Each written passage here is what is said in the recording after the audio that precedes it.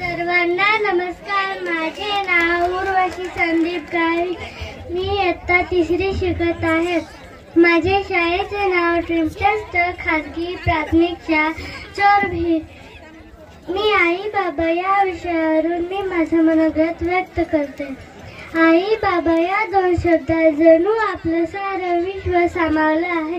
आई म्हणजे ती जिने आपल्याला जन्म दिले, हे सुंदर जग दाखविले, व बाबा म्हणजे ते जे दिवस रात्र आपल्याला मोठे करण्यासाठी, आपले जीवन सुंदर बनवण्यासाठी। असं म्हणतात की आई ही दिव्याची ज्योत असते आणि त्याचा प्रकाश परिवाराला मिळावा म्हणून ज्योतीचे चटके सहन करणारा दिवा असतात, ते आपले बाबा।